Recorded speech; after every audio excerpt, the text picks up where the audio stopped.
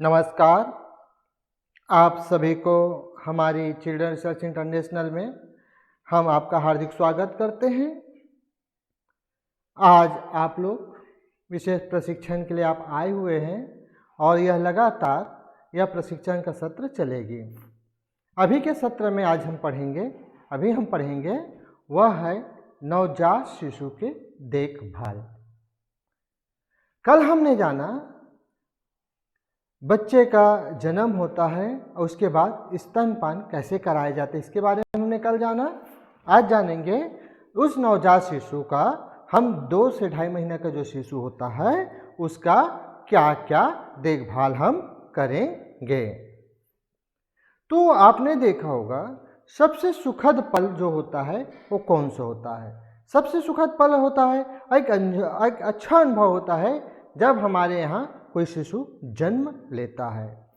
होता है ना भाई, आप सबको लगता है ना, बहुत सुंदर लगता है और एक अलग सा माहौल लगता है जब अपने यहाँ कोई बच्चा जन्म लेता है, कोई शिशु जन्म लेता है तो उस घर के जो वातावरण है एक सुखद वातावरण बन जाता है और एक अलग से वहाँ पर एक माहौल बनता है। आप सभी ने यह चीज़ को जाना होगा।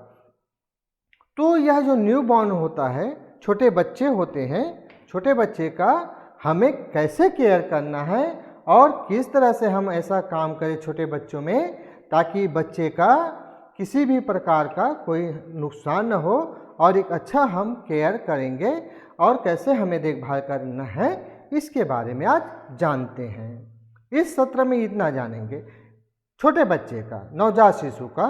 तो क्या है नवजात शिशु? आपको जैसे आपके घर में आया, हॉस्पिटल से आया, तो हमें जो प्रथम 2 माह होता है बहुत ज़्यादा केयरिंग करने की ज़रूरत होती है। नवजात शिशु के लिए 11,111 का बहुत ही महत्वपूर्ण स्थान होता है। 11,111 इसका मतलब क्या है? प्रथम घंटा बच्चे के लिए A1 का हो गया प्रथम घंटा, इस 1 का प्रथम दिवस, इस 1 का प्रथम सप्ताह, इस 1 का प्रथम माह और इस 1 का प्रथम ईयर्स, मतलब प्रथम साल।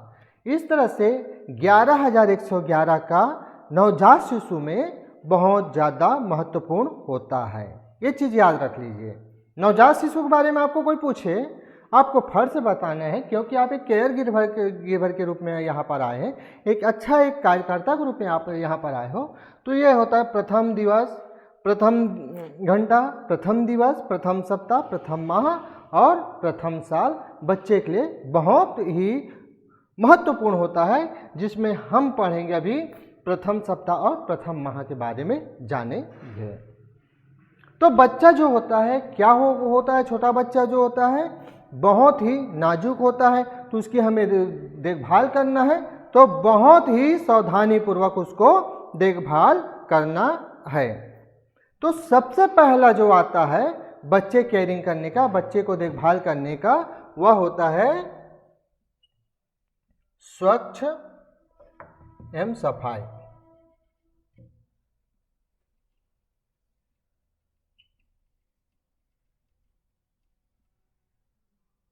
जब भी आपके पास कोई नवजात शिशु को आप देखने के लिए जाओ या आपके घर के नवजात शिशु आता है तो उसको जब भी हाथों में ले, पूर्णतः एक अपने हाथ को सैनिटाइज कर लेना चाहिए। अच्छा से धो लीजिए।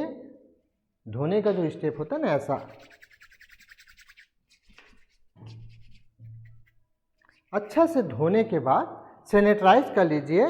सैनिटाइज करने के बाद ही नवजात शिशु को अपने हाथों में रखना चाहिए, क्योंकि नवजात शिशु जो होता है बहुत ही सेंसिटिव होता है ये नवजात शिशु, क्योंकि वो अंदर 9 माह गर्भ के अंदर में रहता है, वहाँ का वातावरण अलग होता है और यहाँ जब बच्चा आता है तो उसका वातावरण अलग होता है, इसलिए बहुत ज़्यादा संवेदनशील होता है, सेंसिटिव होता है और संक्रमण होने का चांसेस बहुत ज़्यादा होता है, बहुत अधिक होता है। इसलिए क्या करना है आपको, हाथ को पहले सैनिटाइज कर लेना है। सैनिटाइज करने के बाद ही बच्चे को लेना है।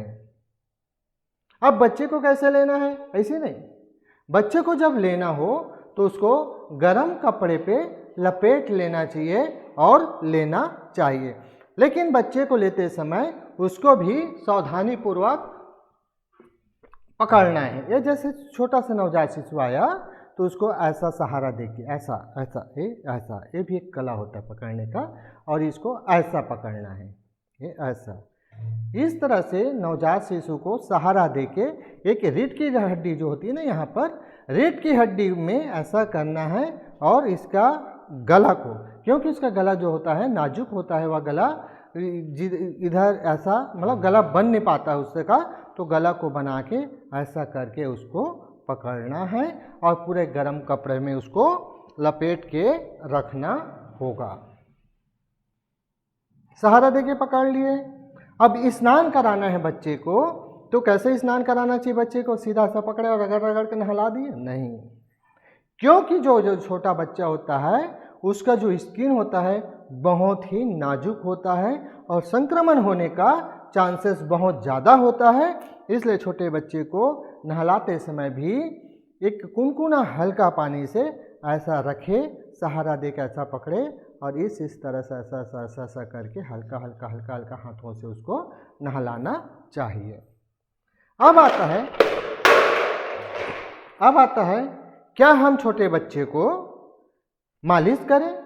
नहीं, मालिश तो करना चाहिए छोटे बच्चे को, लेकिन 15 दिवस के बाद ही उसको मालिश करना है। 15 दिवस के बाद उसको मालिश कीजिए, क्योंकि प्रथम जो दिवस में हम 15 दिवस में बच्चे का स्किन जो होता है बहुत ही नाजुक होता है, यदि मालिश करेंगे तो स्किन को छिलने का चांसेस ज़्यादा होती है। इसलिए सलाह दिया जाता है कि 15 दिन के बाद ही बच्चे का मालिश करना चाहिए। अब आता है, मालिश करा लिए, अब भोजन देना है बच्चे को। तो क्या क्या भोजन देंगे बच्चे को? सिर्फ और सिर्फ 6 माह तक माँ का दूध, इसके अलावा हमको कुछ नहीं देना है। क्योंकि पानी भी नहीं देना है, नहीं, पानी भी नहीं देना है, क्योंकि माँ के दूध में जो चीज़ बच्चे को चाहिए, जितना भी तत्व चाहिए, वह सब चीज़ मौजूद होता है।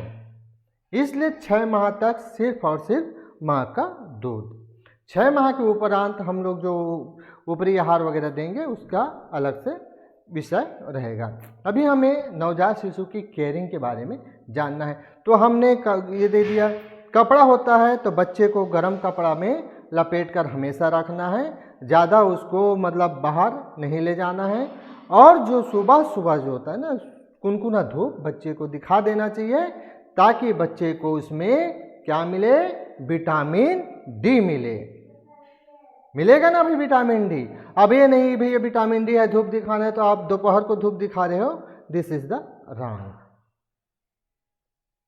सुबह का कुनकुना धूप बच्चे को जरूर दिखाए और उसको एक गर्म कपड़े पे लपेट के ही दिखाना चाहिए। और बच्चे का कपड़े को बार बार क्या करना है, चेंज करना है, बार बार चेंज करते रहना है, ताकि बच्चे में गीला मत हो। जैसे ही बच्चे क्या रहता है, थोड़ा सा स्तनपान करता है बच्चा और निकल जाता है, तो उसमें क्या है, बच्चा यदि गीला में रहेगा तो संक्रमण होने का चांसेस बहुत ज़्यादा होता है। इसलिए बच्चे को क्या करना है, बार बार उसका कपड़े को चेंज करना है। और बच्चे का 2 चीज़ बहुत ही महत्वपूर्ण होता है हेल्थ के लिए, स्वास्थ्य और स्वच्छता। स्वास्थ्य हम कैसे जानेंगे स्वास्थ्य अच्छा है करके, उसको हमें क्या करना है, बच्चे की वजन और लंबाई, सब चीज़ बच्चे का निर्भर करता है वजन और लंबाई पे। बच्चे की उम्र के हिसाब से उसका वजन होना चाहिए। कितना होना चाहिए, कम से कम नवजात शिशु है तो 2.5 ग्राम से लेकर 3.5 किलो होना चाहिए, 2.5 किलो से लेकर 3.5 किलो होना चाहिए। उसका हाइट है 49 इंच से लेकर 51 इंच तक होता है। यदि इससे कम है, 2.5 तक के चलेगा, 2.5 से भी कम है, तो वह कुपोषण की श्रेणी में आता है। ये मत सोचना कुपोषण मतलब गरीबों को होता है, ऐसा दिमाग से निकाल दीजिए, क्योंकि हमारा अनुभव है। हम लोग जाते हैं ये तो बोल देते हैं आपके बच्चा कुपोषित है, तो पेरेंट्स भड़क जाते हैं, कैसा कुपोषित बोल दिया आपने हमारे बच्चे को, हम तो हर चीज़ खिलाते। तो भैया कुपोषण का मतलब यह होता है बच्चे के उम्र के हिसाब से उसका वजन नहीं बढ़ता है, या तो बच्चे का उम्र के हिसाब से उसका लंबाई नहीं रहता है। बस सीधी सी बात, चाहे वो करोड़पति का बेटा हो या बेटी क्यों ना हो, यदि उसका वजन और उम्र के हिसाब से लंबाई ठीक नहीं है तो मान के चलिए बच्चे को कुपोषण है, मान के चलते हैं, वो कुपोषित होता है। जब यह वजन और लंबाई सही ढंग से नहीं बढ़ा तो क्या होगा, बच्चे का शारीरिक, मानसिक और बौद्धिक विकास पूर्णतः रुक जाता है। और ऐसे बच्चे क्या होगा, जैसे कि 100 बच्चे हैं, 100 बच्चे में यदि किसी बच्चे का उम्र के हिसाब से वजन नहीं बढ़ा या बच्चे का लंबाई नहीं बढ़ा तो अन्य बच्चे की अपेक्षा वह पिछड़ते चला जाता है।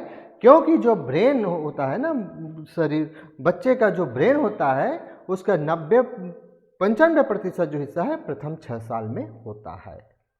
इसलिए प्रथम 6 साल बहुत ज़्यादा ध्यान देने की ज़रूरत है। न्यूरॉन्स जो होता है, छोटा छोटा बोलते हैं 100 बिलियन न्यूरॉन्स होते हैं बच्चे के, उसमें प्रोटीन से जो बना होता है। यदि न्यूरॉन्स नहीं बना, अच्छा से नहीं बन पाता है, या न्यूरॉन्स का उसका संरचना अच्छा हो, इसके लिए बच्चे का उम्र के हिसाब से वजन का होना और उम्र के हिसाब से लंबाई का होना बहुत ज़रूरी है।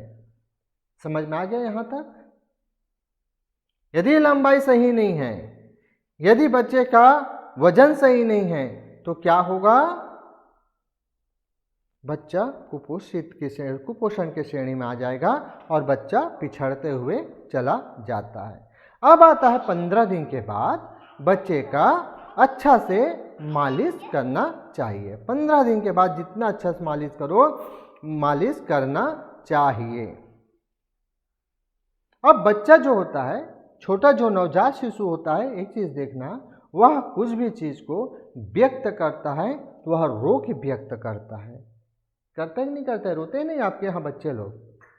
भाई वो नहीं बता सकता मेरे को भूख लगी है या मेरे को प्यास लगी, कुछ भी नहीं बता, या उसको किसी ने कुछ किया वो नहीं बता पाएगा, तो क्या करेगा, रोएगा। और वो कैसे रो रहा है उसको जाना, क्योंकि बच्चे का जो होता है हमने जैसे लास्ट क्लासेस में हमने पढ़ा, बच्चे का संवेग का जो संवेग जो होता है, इमोशन जो होता है, वह पहले से मौजूद रहता है, वह तब तो पहले से मौजूद होता है और उसका विकास होता है। तो बच्चे का रोना एक प्रकार का संवेग, इमोशन डेवलपमेंट है, और इमोशन डेवलपमेंट से बच्चे का मानसिक विकास अच्छा होगा और शारीरिक विकास अच्छा होगा और भावनात्मक विकास अच्छा होगा। 1 माह का जो बच्चा है केवल और केवल अपने माँ को ही पहचानता है, क्योंकि वह संवेगी जो इमोशन जो न संवेगी जो विकास रहता है माँ के गर्भ से रहता है, और माँ के गर्भ में जब छोटा बच्चा रहता है तो जो गंध होता है, गंध के माध्यम से वह अपने माँ को पहचानता है।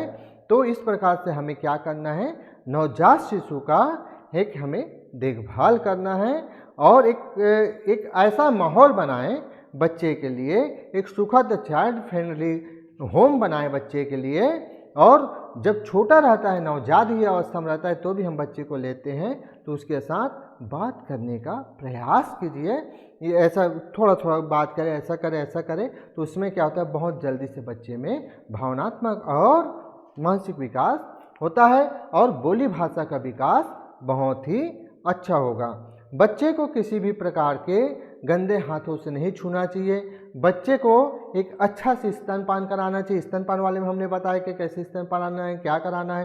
तो छोटे बच्चे के स्तनपान अच्छा से कराएं और बार बार स्तनपान कराएं बच्चे को, और किसी भी प्रकार के उसको ऊपरी आहार नहीं देना है, और 6 माह तक सिर्फ और सिर्फ माँ का दूध देना है। इतना आप लोगों को तो आ गया होगा समझ में।